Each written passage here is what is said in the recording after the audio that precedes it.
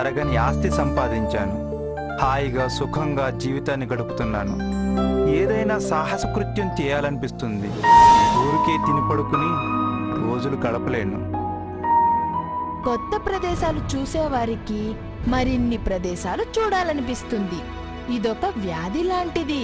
అలాగే సామ్రాట్కి కూడా మరలా సాహసయాత్ర చేయాలనిపించి కొంత సరుకుతో బయలుదేరాడు.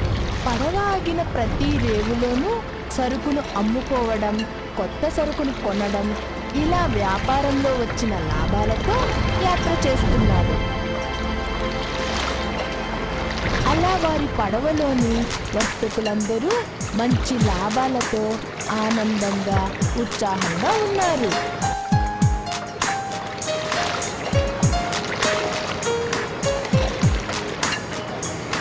ఆహా, రోజు ఇలాగే ఉంటే ఎంత బాగుంటుంది. ఎంత ప్రశాంతంగా ప్రయాణిస్తుందో పడవ.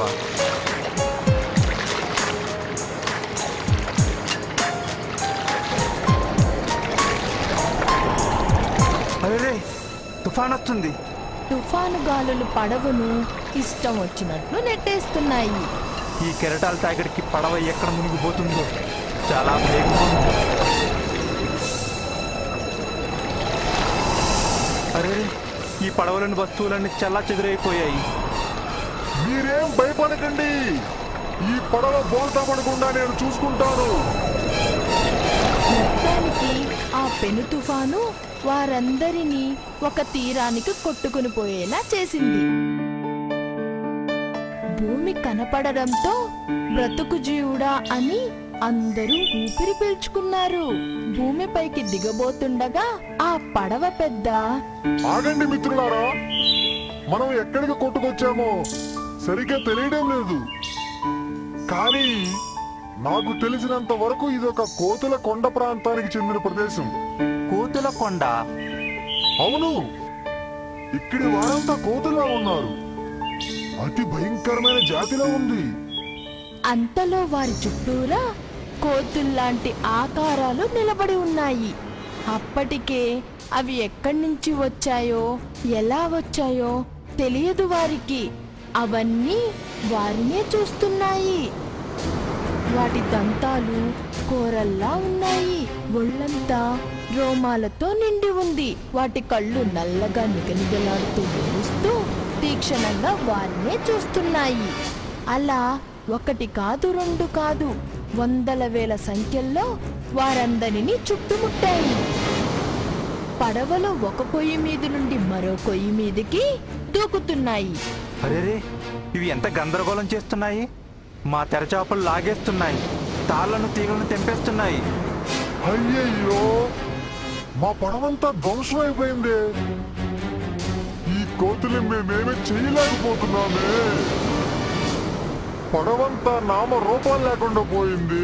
మేము తెచ్చుకున్న ఆహారాన్నంతా తినేశాయి, విసిరేశాయి. మొత్తానికి నానారాద్ధాంతం చేసిన కోతులు అక్కడేమీ లేదని నిర్ణయించుకున్న తరువాత వెళ్ళిపోయాయి.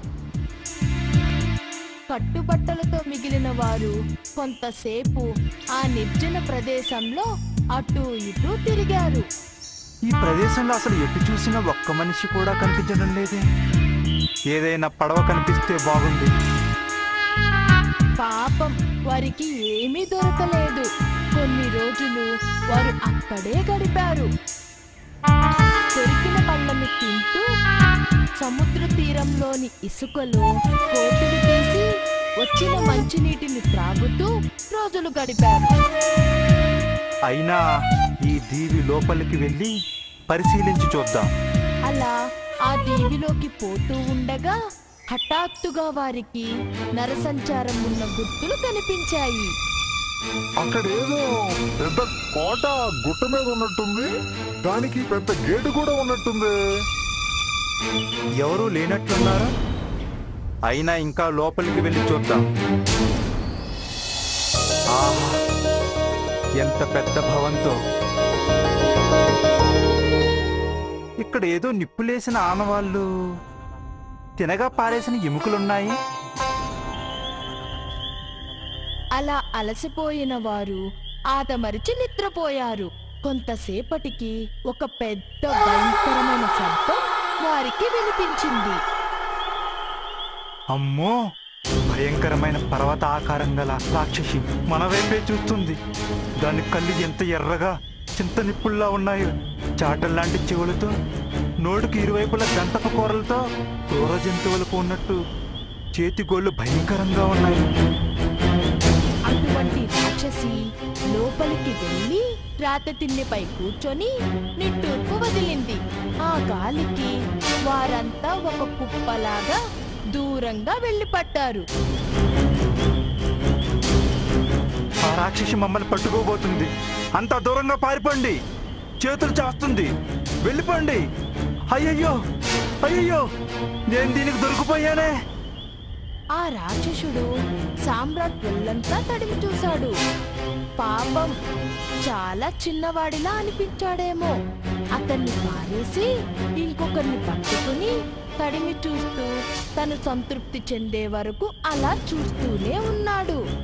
అయ్యయ్యో, మన పడవ పెద్ద ఆయన ఆ రాక్షసుడు పట్టుకున్నాడు. అసలే కొంచెం భారీ శరీరం. అతన్ని పట్టుకున్న రాక్షసుడు మెడను విరిచి మొండంలోకి ఒక ఇనుప ఊచను గుచ్చాడు. నిప్పు రాజేసి అందులో కాల్చి తినసాగాడు. ఆ భయంకరమైన దృశ్యం చూసేసరికి వారికి వణుకు దడ పుట్టుకొచ్చాయి. కరకరా తిన్న తరువాత ఆ రాక్షసుడు ఆ బల్ల మీదే నిద్రపోయాడు. ఇది మనకు దొరికిన మంచి అవకాశం. ఆ రాక్షసుడు నిద్రపోతున్నాడు. ఎలాగైనా ఈ రాక్షసుడు నుంచి తప్పించుకుపోవాలి. ఇతని కంటపడితే మన గతి అంతే. అబ్బా, ఎంత కర్కశంగా మెడ విరిసేశాడు. పైగా రక్తం కారుతున్న మొండంలోకి పెద్ద ఓచన కుత్తడమా, దానిని నిప్పుల మంటపై కాల్చి తినడమా. బాబోయ్, తలుచుకుంటేనే ప్రాణాలు పోతున్నాయి. ఇక్కడ ఒక క్షణం కూడా ఉండకూడదు. అలికిడికి వాడు నిద్రలేస్తే ఎలాగా? మనం పారిపోవడం కాదు, రాక్షసుడు ఎలాగో నిద్రపోతున్నాడు కాబట్టి ఈ ఓచను ఎర్రగా నిప్పుల్లో కాల్చి వాడి కళ్ళని పొడిచేద్దాం. రాక్షసుడు గుడ్డివాడైపోతాడు. అప్పుడు మనం మెల్లగా పారిపోవచ్చు. అతని సలహాని అందరూ మెచ్చుకొని అలాగే చేద్దామన్నారు. మంట రాజేశారు. మండుతున్న సూదిగా ఉన్న కొరకంచులతో రాక్షసుడు 2 కళ్ళలో బలంగా గుచ్చాడు.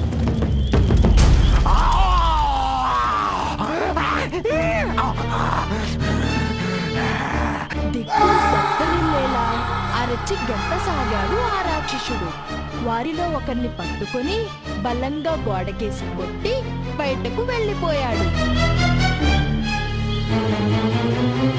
అమ్మయ్యా, ఆ నరరూప రాక్షసుని గుడ్డివాణ్ణి చేయగలిగాం. ఈ కర్రలన్నింటినీ ఏరి బలమైన తీగలతో వాటిని కట్టేసి తెప్పలను తయారు చేద్దాం. అలా శబ్దం చేయకుండా సముద్ర తీరానికి చేరారు. అతి కష్టం మీద తెప్పలను నీటిలో వేశారు. ఇంతలో హఠాత్తుగా ఒక పెద్ద గర్జన వినిపించింది.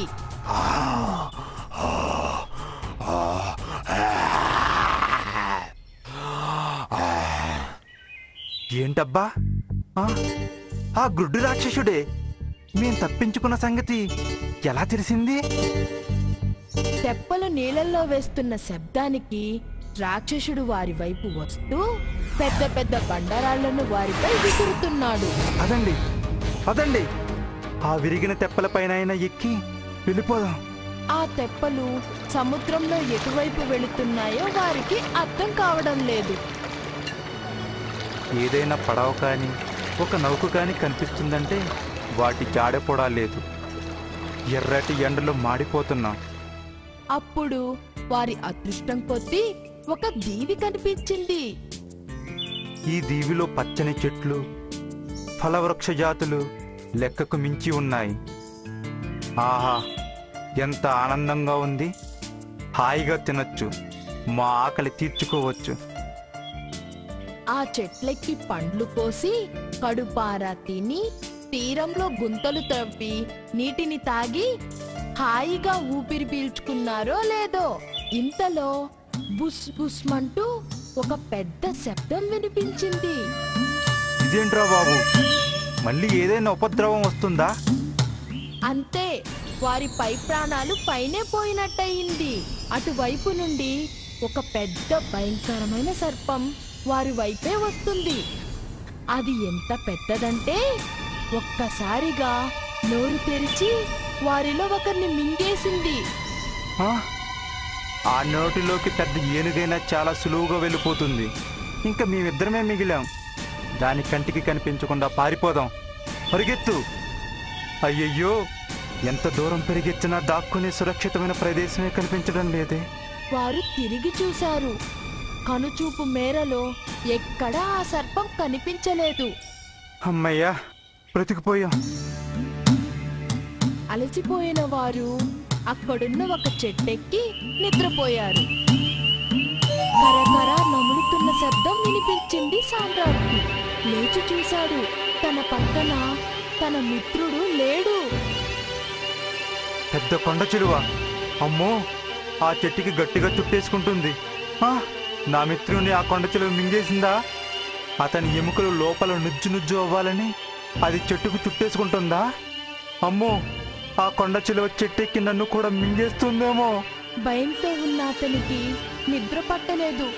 బిక్కు బిక్కుమంటూ ఆ చెట్టుపైనే కళ్ళార్పకుండా ఆ కొండ చిలువనే చూస్తూ ఆ రాత్రంతా గడిపేశాడు. అమ్మయ్యా, ఈ కొండ చిలువ ఎటో వెళ్ళిపోయింది. ఇంకా నాకేం భయం లేనట్లే. తెల్లవారింది. సామ్రాట్ చుట్టూ చూశాడు. ఈ దరిదాపుల్లో ఎక్కడ ఏమీ కనిపించడం లేదు. గబగబా చెట్టు దిగి అక్కడ పడి ఉన్న ఎండిపోయిన పెద్ద పెద్ద దుంగలతో బంధించుకుని ఒక పెద్ద కోతిని తీసుకొని అందులో దుంగలతో పాటు బోర్ల పడుకున్నాడు.